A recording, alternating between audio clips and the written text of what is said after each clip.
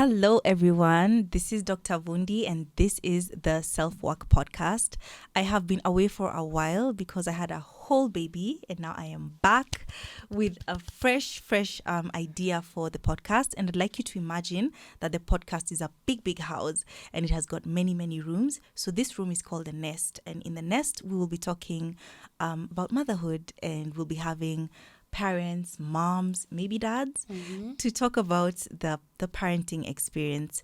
And so today we are starting off the Nest with a letter to my postpartum self, which is a series where I invite moms who I look up to come and tell us about their postpartum period. And we are graced to have an amazing guest for the first episode, the lovely Lornzie. Hi, babe. Hi, babes. How are you? Thank you so much for having me. Yeah. I love what you're doing with this podcast, and especially the part where you asked me to write a letter to my postpartum self. It did something for me. It was pure therapy. So thank you for that. I can't wait to share it later. Yeah, that's what we do. Self-work.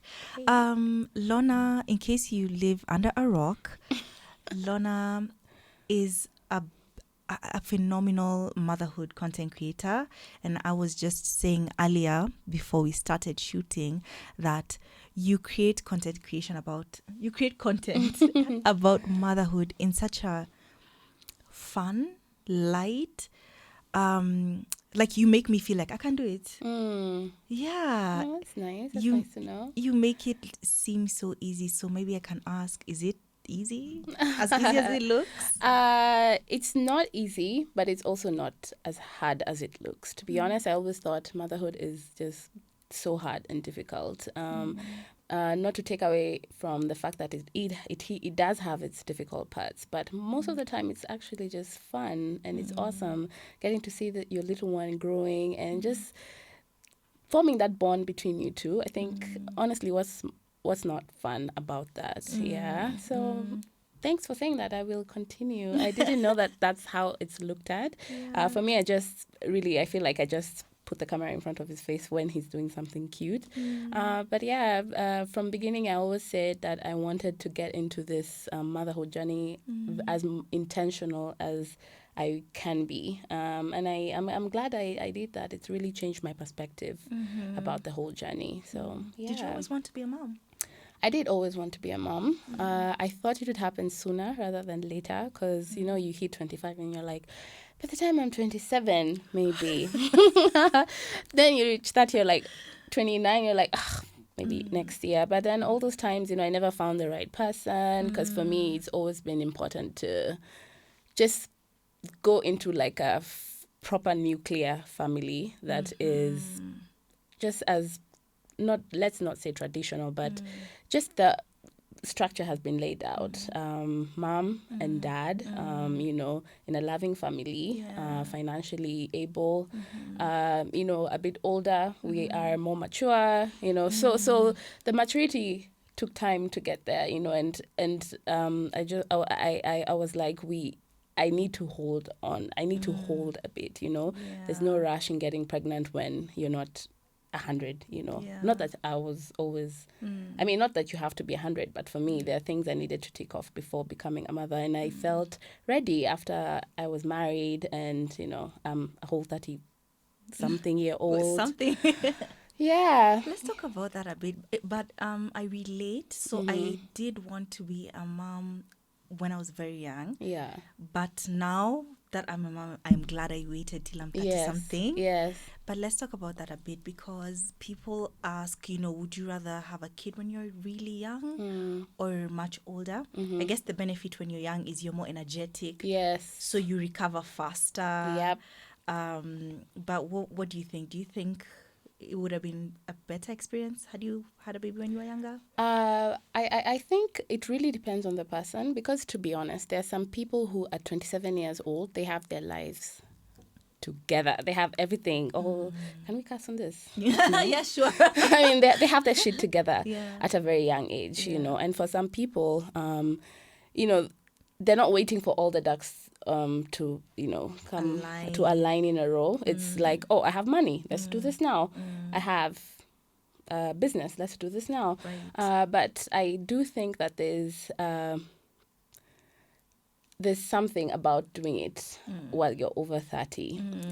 Because honestly, also at the end of the day, there are people who are over 30 and they haven't achieved a lot of stuff. Yeah. So I wouldn't say it's either or. You know, you could be 30 and things are not working out and you have a baby. Sometimes the baby comes when you're not ready. Sometimes, you know, there's a lot of oops babies, you know.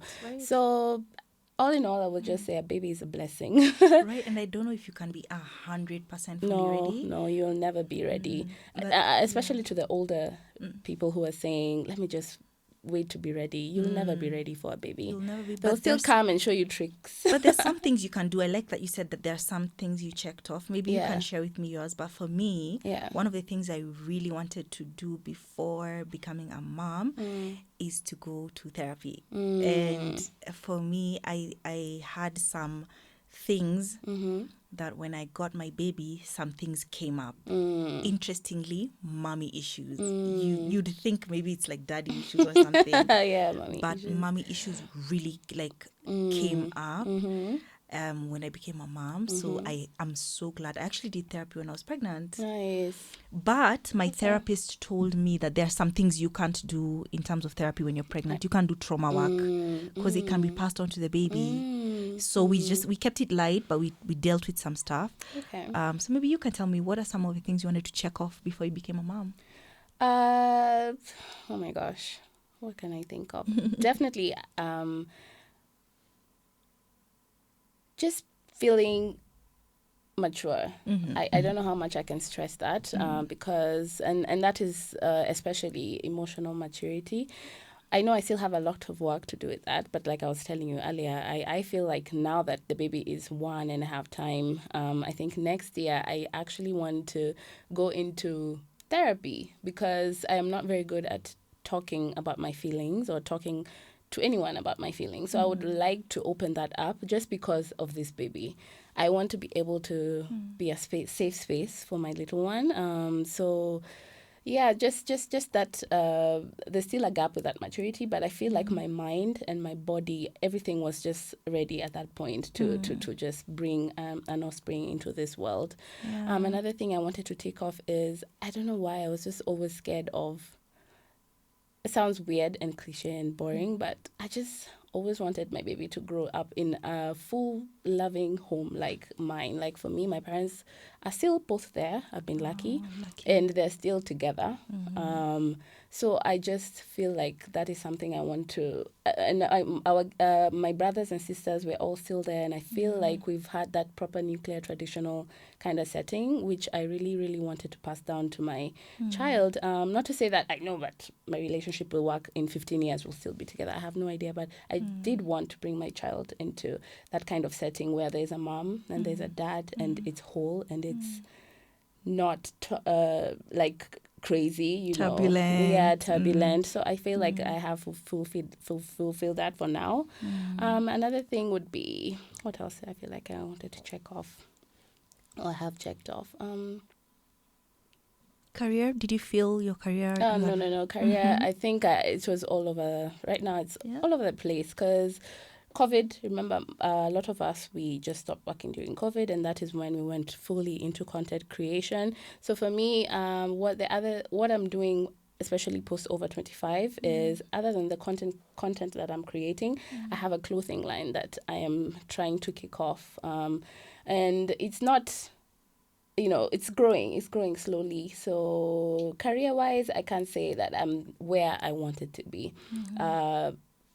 But it's doing well. I think where we are it didn't give me too much pressure, especially with the baby. And then also, luckily, my husband has been financially supporting me where I cannot. So I think I've been comfortable in that way. I didn't feel that kind of pressure for like, oh my God, sina pesa, here I am with the baby, whatever. So it's really helped. So thanks, Dad. We love dads who are supportive and who will hold down moms. Yeah.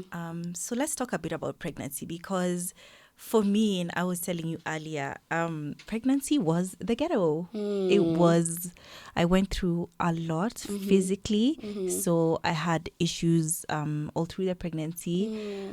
All through the pregnancy. Oh my gosh. And from social media, you can't even tell. You know what? I was intentional about mindset because Yes. I thought if I continue to talk about how stressed I am, how tired I am, how much I'm in pain, I'll just reinforce that and I'll keep attracting that and I'll sit in that and it'll stay. Yeah. So not that I was lying and putting on a show, but it was I want to stay in a positive space just so I can survive this. What was yours? Experience, like your pregnancy experience? To be honest, mine wasn't so bad up until the end where I was just really tired. It was 3.5 kgs. I think that's a little heavy, right, guys? Like I was so tired in the end. He was 3.5? Yeah, at birth. So anyway, I'm just trying to say, Yeah. allude to he was not light. Mine was really 3.7. heavy. Oh my God, that's even bigger. Anyway, you guys, it's so heavy that child is quite heavy. Anyway, I'm so sorry that you went through that. For me, I honestly had a pretty easy time. And actually, even from the beginning, for me, you couldn't tell I was pregnant until like almost 5 months. That's when my tumbo started showing.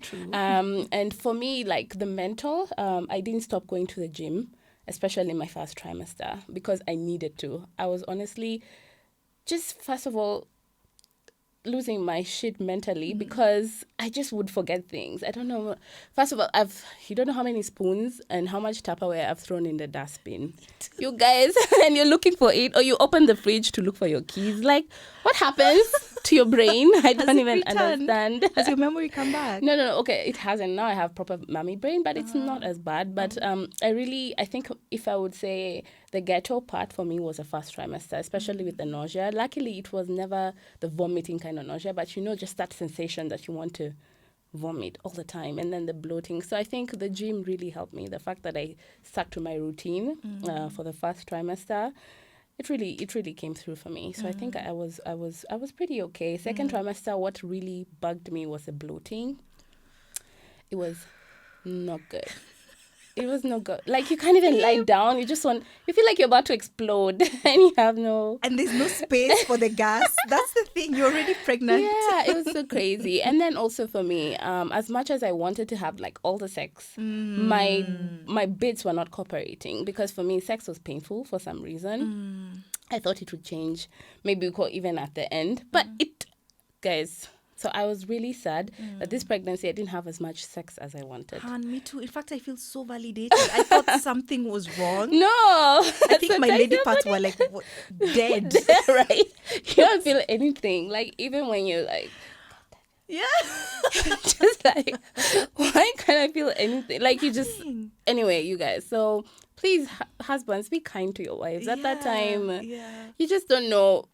Like, it's just a whole different ball game. Like, your body is just not yours. So for me, it was just even if I wanted it, I just couldn't. For some reason, I was just feeling pain. Maybe the baby had sat on some nerves. I don't know. Anyway, I just hopefully next pregnancy, try again. D. And that's how baby number 3 is made. But I was when it comes to being kind to, you said something, husbands be kind to your wives, or partners be kind to your, pregnant partners. I think sometimes we as the pregnant people are not so kind to our partners. I remember there's a time, so I was so nauseous and smells would get me. Yeah. So there's this particular shower gel my husband had, and that thing would send me, like it would literally, I'd be sleeping and he's showering and I'd wake up. Yeah. And I just remember one day I just snapped at him. I was like, just throw that damn thing away. I was becoming so angry. I was moody. Yeah. I didn't want to see my friends. Did you ever go through a period where you are not so kind to D? Of course, all the time, especially even post the baby. But I would say even during, I mean, it's not easy to have those food aversions, smell aversions. Especially, there's a time I couldn't even go to the gym because whatever they were using to clean the floor just wasn't agreeing with me. So every time I would go, I would just be like, I can't, what's happening? It smells so bad. But I think you just need to remember. Okay, just remember to apologize after. Because to be honest, some things you do are not they're not you. You're really not yourself. It's like how they say you're not yourself when you're hungry. Mm-hmm. You're not yourself when you're pregnant at all. You're really not you. You're just expanding at an exponential rate at some point. You don't understand what's happening. So I think you can't even talk kindly to yourself. I think sometimes you're just like, well, I'm just done baking. You're just tired. So yes, there were definitely times when I was just very rude, especially post baby, especially the fourth trimester. Let's talk about it. The fourth trimester, I think, for me was the most trying time, especially for our relationship. Because I think once you realize that, yani mtoto ni wewe, like your husband, I mean, first of all, in our culture, we are not in that culture where, for example, abroad in the Western world, where they almost do 50-50. Like, they both have to work, they don't have nanny, so they take days out of the week. They say, you from Monday to Really? Tuesday. Yeah, they split time equally, I think, most of those guys. And then also, like, the dads also do a lot. They will wake up at night, whatever. Not to say that my husband didn't, but you will still end up being the one You're to the wake up at night primary because you're parent. the one with the bloody breasts. You're the one with the milk. And that will make you feel like your husband is the most useless person. And you will try to deal with those feelings. Everything you do, everything he does will just, you'll be like, you'll just get the ick. You're like, honestly, you get those feelings where you're like, is he really necessary? Like, honestly, other than his seed, how else has he helped my life? But those hard moments, they come to pass. They actually call it like the bedroom stage, where you're literally roommates. You're not touching each other. You don't want to be touched after. Your child is literally awake all the time. Your breasts are hurting because your child is on them all the time. So honestly, guys, it's a very miserable time. Other than the little few moments when you look at your child and they're like the most beautiful thing in the world. There's other things. There's a lot of other things that happens. Yeah, and most of it is quite hard. It's quite hard. Yeah. If you could describe your postpartum period in 5 adjectives, Oh my what God. would they be? I'm really bad with adjectives, but let me say stressful. Had very, how do I say it? All over the place. What's one word for all over the place? Like, all over the place is fine. Yeah, all over the place. Lonely. How to say it's like it's very new, because a lot of the things you do is like the first time you're doing them, and then it's mentally challenging. Oh, it is. It's mentally challenging.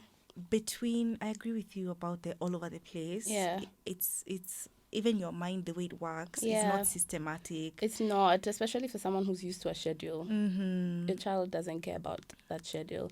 What surprised you most in the postpartum period? I think just the whole matrescence, you know how they call it, the matrescence, like basically like how a child becomes an adult, now a woman becoming a mother. And there's really no book that you can read that can prepare you for motherhood, especially the loneliness that comes with. I think that is why they actually tell you to try and find friends who are expecting as well. Because to be honest, your other friends, as much as they want to help you, I mean, they have their own stuff going on, especially if they have other kids. Their lives will move on. The way you used to hang out won't happen again. You won't you can't be able to just get up and go to your friend's house and hang out. You can't just open a drink and drink it. You can't just basically wake up when you went. Especially one of the things I really battled with was the sleep thing. How you basically, for I don't know how many years, you've been sleeping from 9 to, 9 to 9, or let's say to 8. Like, you basically had when you wake up and when you sleep, your circadian rhythm is on point. And then all of a sudden, your child literally dictates your life. When you sleep, right. Your entire life. Your Wow. entire life is dictated by Wow. this little monster. Oh my goodness. The So cutest little monster ever. that's one of the things that shocked me is especially the first week, the baby wakes up every hour. If you're lucky, Yeah. every hour, every hour, every hour. And for me, sleep is important to me. So I mean, I think you touched on it a little bit about the loneliness, but maybe what did your social support look like? You know how they say, your village will show up. Are you one of the Yeah. people who had a village, or did you pay for your village, or did you have no village? What did Well, that look like? I think I was mostly even in the beginning my own village. The mothers who I had been going the journey with, even them, we literally had babies days apart. So it's not like I could go to them or whatever. So for me, I was, first of all, I'm leaving nanny free on purpose. So I've been raising my child myself. God bless you. Yeah. Whoa. So just the whole, sorry, the question was on loneliness. On your village, describe your Oh, social support. my village. So What yeah, I that was my like? own village, Wow. plus my husband helping me. But guys, husbands go back to work after 2 weeks, which is so ridiculous. It's so anxiety inducing when the 2 weeks end. It just ends and all of a sudden you're by yourself. Okay, so there's a cleaning lady who'll come, the cooking lady who'll come, but other than that, it's just you and your child. So for me, after a month, I actually went back to my mom. I remember her, like, okay, usually in some cultures, they say your mother-in-law is supposed to come, or you, but for me, like, I don't think I wanted that at all. But then after a month, I was like, hey, bro, I need to go to my mother. Let me go back to my mother's house. Yeah. And I went for like, I think 2 weeks. By the time I was coming back, I felt a little bit better. So yeah, I think for me, first of all, even after the baby, my communication became even worse. Because already I'm so bad at WhatsApp, and then I'll add a child. So I think I've mostly been my own village, which I don't mind, to be honest. I do really well on my own. So it's been great. I mean, not to say that my friends haven't been there. They've been there when they can, but when they could. But of course, there are days where I felt It's just me. it's just me. I remember even there's a time I had made a date with a friend, and then she cancelled. I just found myself crying because I really needed to get out of the house. Maybe I hadn't expressed that to her, but I don't know why. Maybe mentally I was just like, how can this happen? Yeah. I just took it harder than I even thought. I don't know, maybe I was also going through a lot of stuff mentally. I think the baby was still young. And I told you that there's even a time Aya has woken up 11 times. You told me. In a night. Guys, whereby you're so tired. This is even making me emotional. Oh, Sorry, once you become a mother, you cry all the time. You just cry unprovoked. Anyway. You cry all the time? You cry all the time for nothing. Why? But let it out. This is the self-work podcast. No. Crying is part of it. Yeah, so anyway, that happened, and I just found myself crying because I just wanted to leave the house and have a drink. Just like one Savannah. You talk to, I just talk to someone else, because that's another thing about being nanny free. You really don't have anyone else to talk to until your husband comes home. Also, you're just basically you and your child. So those are the sacrifices I think I've had to make. Wow. And I think the fact that I've done them, I've done motherhood older. It's helped me understand better. I think if I was younger, going through the same thing, it would have really been more traumatic. Definitely. Yeah, definitely. That's why I think even for the younger, having a kid younger, you have to end your fun life so totally, fast. yeah. So I think it's more crazy while you're younger in that sense. But I'm glad I did everything I did. I'm glad I went for all those parties and concerts. Yes. Now, when you still miss them though, right? I see your friends cried. in the club, you're like, I almost cried when people were posting about Soulfest. I was like, guy. Anyway, before we get into the main meat of this show, I want you to touch on body image, because you are an ambassador for body positivity. Yeah. How did your relationship with your body change postpartum? Well, actually, you guys, there's a point in postpartum where you just find yourself. Actually, you don't even notice. You just look at yourself in the mirror and you're like, when did I gain all this weight? And if you look back and you're like, you know what, it was when you were really going through it and you are eating for comfort. Because if you think about it, and then also, of course, breastfeeding hunger is another level of hunger. But you're really not meant to eat, 2 loaves of bread or, just supposed to literally add just 300 grams extra No actually way. per meal. I'm eating Your 6 child meals a need day. exactly. But sometimes you're so stressed, you find yourself comfort eating. You're just so after a few months, you're like, shit, when did I get so big? But anyway, so for me, it's been a journey. Now I'm actually starting to lose weight because I went back to the gym. I'm mindful about what I'm eating, and then I think mentally I'm at a better space. But I remember there's a time I think I was talking to Julia, and I was telling her, you look at yourself in the mirror, you're not looking at yourself. Really. You don't see yourself. You don't see yourself. You look at the part you're fixing. For example, if you're fixing your collar, you will look at your clothes. But I will not look at my stomach. I'm not trying to look at my face. I'm not trying. I don't look at my boobs. You ever. see, exactly. Even me, it took a while to look at my boobs. So you're looking at the mirror, but you're not really looking at yourself. So one thing I started doing is just talking to yourself positively in the mirror. It's actually really helped me. Just say good things like, hey girl, you're looking cute today, don't feel stressed. Just tell yourself a quick nice message every day in the mirror. It actually goes a long way. I'll try that. I've tried that. Tell yourself, I know you don't like your boobs, but you know what, it can be fixed. It can. It can be fixed later. So just do your thing, have a good day. Oh my gosh, there you have it, guys. That's a recommendation for anybody in the postpartum period who's feeling like you don't really understand what's going on with your body, you don't recognize yourself.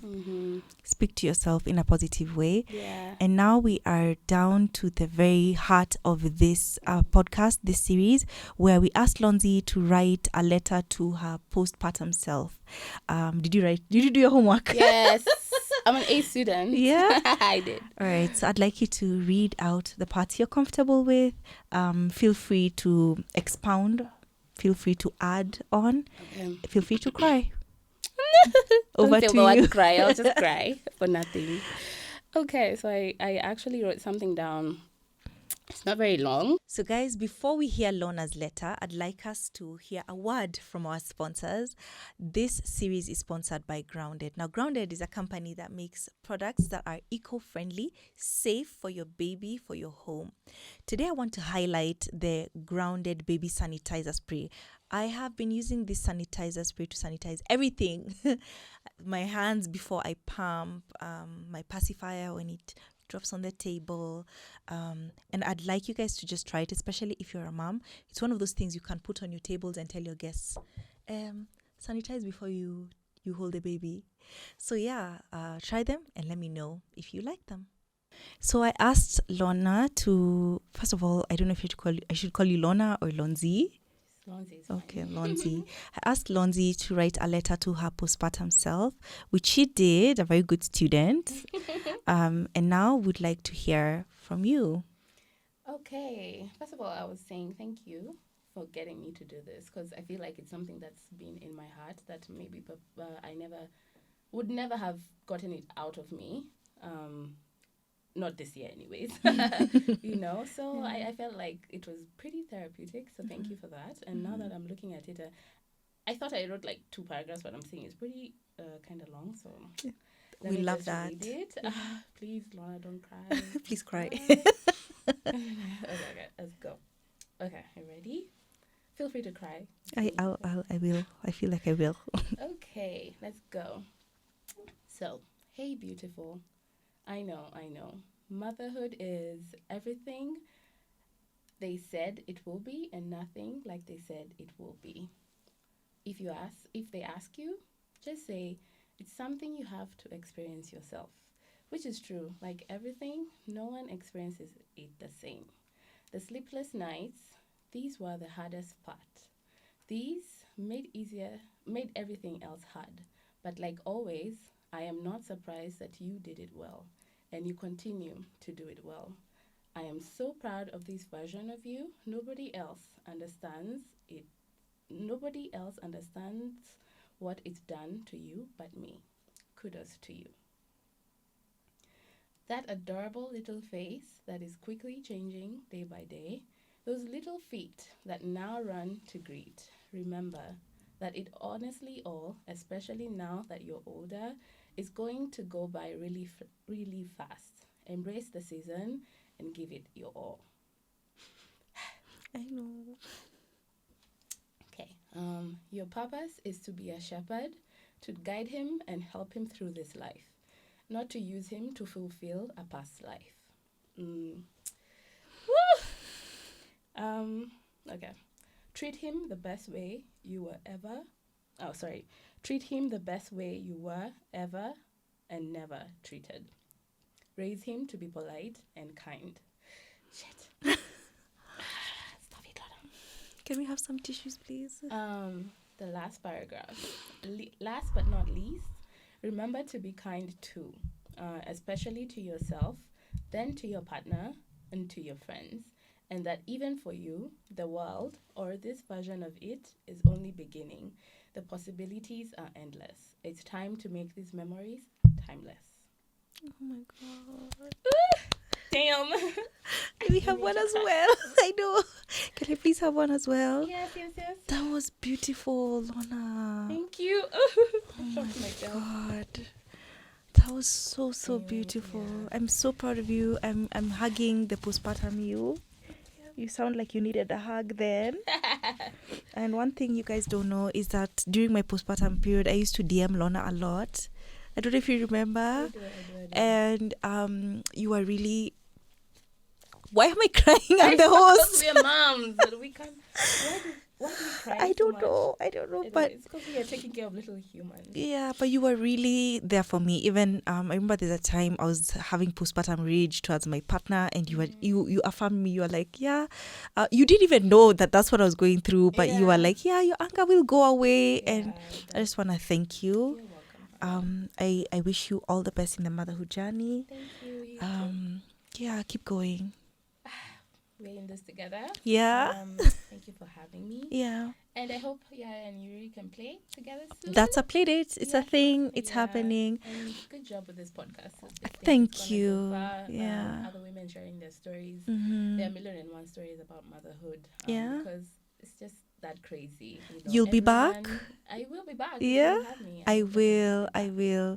Guys, we are now at the tail end of this episode. We'll wrap this up with giving Lorna a gift from our lovely sponsors. Yeah, just something small. That's so Kenyan of me. But something from Grounded. Grounded is a company that does a lot. I don't know if you know about them. I actually use Grounded, especially Yaya's first 6 months. Yay. The sanitizing spray. Mm-hmm. And then also the foam wash. Yeah, we use that a lot. Nice. And also the dish soap. That's actually something we're still currently using. Because dishes are still only done by Grounded. So good job. Well done. And thank you so much. If you've gotten to the end of this podcast, please let me know in the comment section what you think. Send postpartum Lornzie a hug. Yes, please. And I'm sorry I didn't mean to make you cry. I didn't mean to cry as well. That's welcome. We cry on this podcast. It's fine. You're not the first guest to cry. So be sure to subscribe because we're having more amazing guests, and share this with somebody, one of your friends who has a baby, who is pregnant. Share this because you don't know who needs this. And yeah, thank you so much. And we will see you on the next episode. Bye. Millennial. Millennial. Millennial, please. Yay.